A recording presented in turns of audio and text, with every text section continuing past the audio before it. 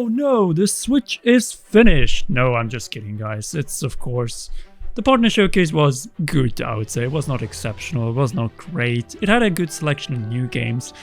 Probably the game that impressed me the most in terms of surpassing expectations was, in fact, Kingdom Come Deliverance, the Roll Edition.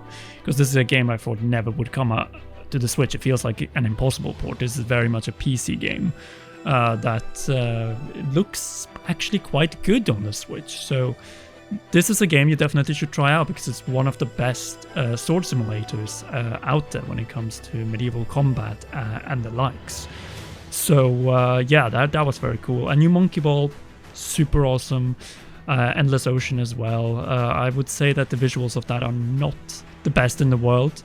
But other than that, I would say that this partner showcase kind of met somewhat expectations, some very cool DLC. We see June coming up a lot, which is of course rumored with the latest rumors to be the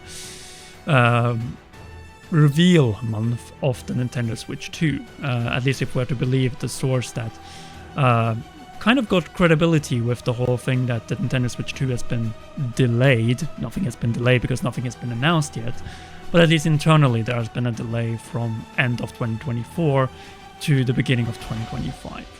So what else can I say about this Direct? It's probably the first of multiple because the same source said that we're gonna get an indie world because guess what, Silksong didn't show up again, right?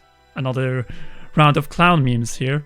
And the same goes with a bunch of other indie games. There were indie games, of course, in this presentation, but I feel like it wasn't the main ones. I think they're saving those for the indie world, and maybe the biggest ones actually for a proper Nintendo Direct, with first-party Nintendo games as well. So that they can reveal the release dates of Luigi's Mansion 2 HD, and the same goes with Paper Mario The Thousand Year Door HD. That one is rumored by the same source that has gained credibility, of course not on the same level as Puro, when it comes to having a Nintendo Direct in April. So February, Partner Showcase, March, Indie World, April being the proper, probably last Nintendo Switch Nintendo Direct, and then before June, so before the stockholder meeting, annual stockholder meeting in Kyoto, you will have the reveal of the Nintendo Switch 2, according to that source. And then there has been a lot of speculation, of course, whether, does that mean that we're going to get it towards the end of the year? They don't want to miss out on the holiday season. Yeah, it's difficult to tell, but based on the number of third-party games coming, I wouldn't expect it to come out this year because we saw games announced for October even in this partner showcase, and I think we might see something similar if there's a Direct in April, I mean a general one. So a Direct in April actually would make a little bit of sense because that's also the month we had a Direct in 2017, shortly after the release of the Nintendo Switch. So there's definitely a possibility, and Indie World next month makes sense. Even though that was the last presentation, if you look at the live streams of Nintendo of America, you will see that the previous one they had was the Indie World that they had back in 2023. So it's an interesting build-up that we have, but I think it's kind of like we want to get all these last Switch announcements out before we get to the month of May, which also is seeing some quite major announcements and releases from this Nintendo Direct Partner Showcase. What I can say about the Partner Showcase, though, I love the new visual design and animation for both transitions, the opening, and so on. I also think it's very cool that Xbox allows more Rareware games to come to Nintendo Switch Online, both when it comes to Super Nintendo games and N64 in the case of Blast Core. It's cool with a couple of DLCs as well, like Shin Megami Tensei 5, even though it was leaked in advance, which is not a surprise at this point.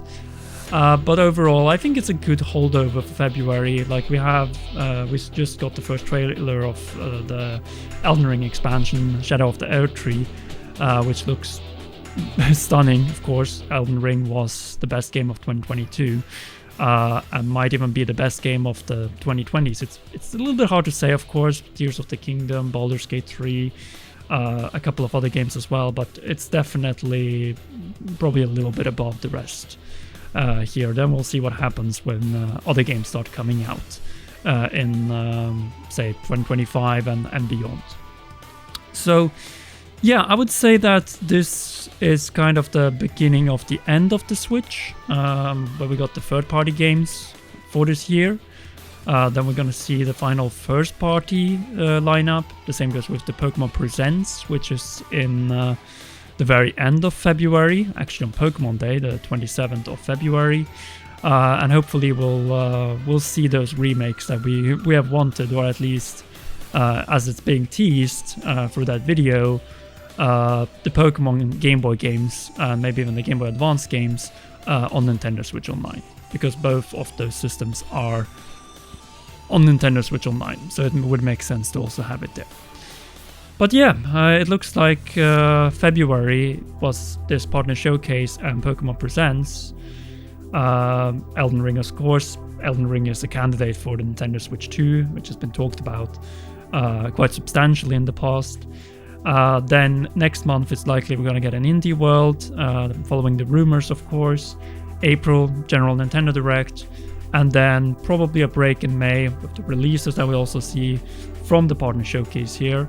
And then we're going to get the reveal of the Nintendo Switch 2, if we are to believe the rumor, in June. And probably then it's going to be around Summer Game Fest, I guess, all to make it before the stockholder meeting, which will decide a lot of the future of Nintendo, and maybe even a price cut for the Nintendo Switch. We saw a trailer for Sonic Shadow Generations, which kind of would make sense, but I guess they want to promote the Sonic movie, Sonic 3, for now on. Epic Mickey was also a very cool addition, I would say. Oh, Battlefront as well, the classic collection. I think the visuals of that looks fine. Monkey Ball, Banana Rumble, it's really super indeed. And then other than that, there were a couple of interesting games here and there, like Fantasy Life coming out exactly in October, as I mentioned. So most likely no Switch 2 before that. Another Krabs Treasure also getting an April release. There are a couple of April games, so that's cool. And then we had that game from the team of Sonic Mania, which is Penny's Big Breakaway, which actually is already available, which is cool, looks like a good game. We had the Devolver Digital game, which is more of indie world material. Like, we have some big third-party months here in 2024 to round off the Switch before we move on to the next generation. So Hi-Fi Rush, which is a little bit surprising. I think most people thought that was already confirmed. At least we got from Xbox Grounded, wasn't it?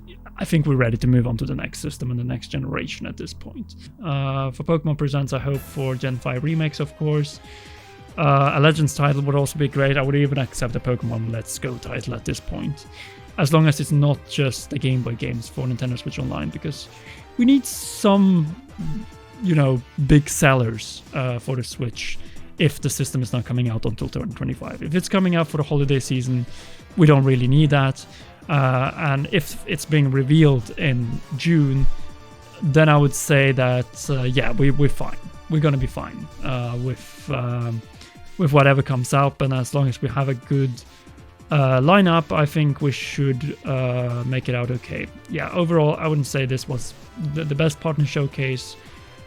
And I really hope that there is a Nintendo Direct in April. And I really hope that there's also Indie World next month in March, where Hollow Knight Silksong definitely belongs, if not in the Nintendo Direct in April. I just want to see what you think about this Nintendo Direct partner showcase, and the possibilities of multiple presentations forward, including the Indie World rumor and general Nintendo Direct rumor for April, and of course the rumor of the reveal of the Nintendo Switch now in June. Since it's coming from the same source, it might have some credibility. Of course, we shouldn't believe anything until Pyoro starts tweeting or at least teasing about it on his X profile. Anyway, that was all. Thank you so much for watching this video. And of course, a big thanks to all of our patreon.com/CommonRoll patrons, including our role producers and heroes, who you can see on the screen right now. This video was of course not scripted, so I'm not able to mention all of you, but at least we got a nice overview over the partner showcase and of the upcoming presentations. So I hope you enjoyed this little video, and there's of course more videos coming out later this week, including a script I finished actually before this presentation. Anyway, thank you so much for watching, and we'll see you in the next one.